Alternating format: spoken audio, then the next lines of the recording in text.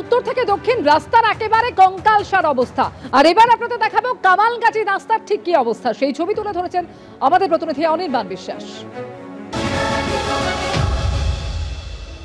Cristiano Ronaldo হোক বা Lionel Messi, তাদের পায়ের জাদু অর্থাৎ ড্রিবলিং তা দেখতে কিন্তু মুখে থাকে গোটা বিশ্ববাসী, এমনকি বাদ যান না বাঙালি ফুটবল প্রেমীরাও। আর এখানে কামালগাজীতে এলে কিন্তু সম্পূর্ণ অন্য ড্রিবলিং দেখতে পাবেন। এখানে দেখতে পাবেন যে কিভাবে বাইক চালকেরা বা অটো চালকেরা ড্রিবলিং করছে এই পটহোলসকে, একের পর এক কাটিয়ে কাটিয়ে তারা কিন্তু কোনোভাবে নিজেদের বাইক বা অটো বাঁচানোর চেষ্টা করছেন। এইরকমই কিন্তু একটা দুর্বিষহ ছবি ধরা পড়ছে কামালগাজী মোড়ে। একেবারে গড়িয়া ঢালাই ব্রিজ থেকে যদি কামালগাজী মোড়ের দিকে আসা হয় বা কামালগাজী মোড় থেকে যদি গড়িয়া ঢালাই ব্রিজের দিকে আসা হয়, তাহলে কিন্তু ছবিটা একই রকম দেখা যাচ্ছে যে এখানে মোটর বাইক চালকেরা এই পটহোলসের মধ্যে দিয়ে, এই গাড্ডার মধ্যে দিয়ে কিন্তু তাদের নিপুণ যে গাড়ি চালানোর কৌশল সেটাকে ব্যবহার করে তারা এগিয়ে চলেছেন।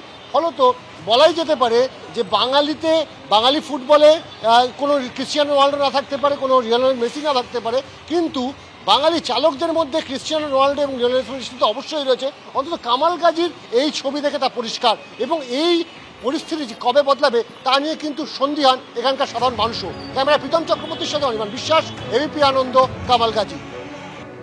শুধুমাত্র কালীঘাট আর যশোর রোডই নয়, কলকাতার বিভিন্ন রাস্তার হাল কঙ্কালসার। উত্তর থেকে দক্ষিণ পথে নামলেই যন্ত্রণায় পথচারীরা।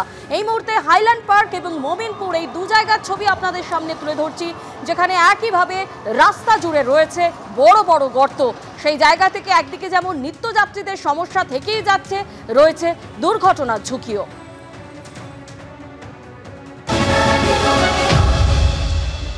এই মুহূর্তে আমরা দেখাচ্ছি যে হাইল্যান্ড পার্ক যে জায়গাটা আমরা দাঁড়িয়ে রয়েছি, সেখানে কিন্তু দেখতে পাচ্ছ যে বেশ কিছুটা বড় রাস্তা, সেই রাস্তায় কিন্তু বিভিন্ন জায়গায় পটহোলস হয়ে রয়েছে, এবং তার পাশাপাশি একটা বড় অংশের রাস্তা সেটা কিন্তু এই রাস্তা সারাই করার আগে রাস্তা যে চেঁচে ফেলা হয়, সেই চেঁচে ফেলা হয়েছে বা 3 থেকে 4 ইঞ্চি। কিন্তু এই রাস্তায় কিন্তু যান চলাচল করছে অত্যন্ত শ্লথ গতিতে। তুমি দেখতে পাচ্ছ যে গাড়িগুলো আসছে, সেই গাড়িগুলো কিন্তু কার্যত নাচতে নাচতে এখান দিয়ে যাচ্ছে, এবং একেবারে যেখানে এসে এই যাত্রাটি শেষ হচ্ছে সেখান থেকে কিন্তু প্রায় 3-4 ইঞ্চি একটা গ্যাপ রয়েছে, ফলে সেই জায়গায় উঠছে।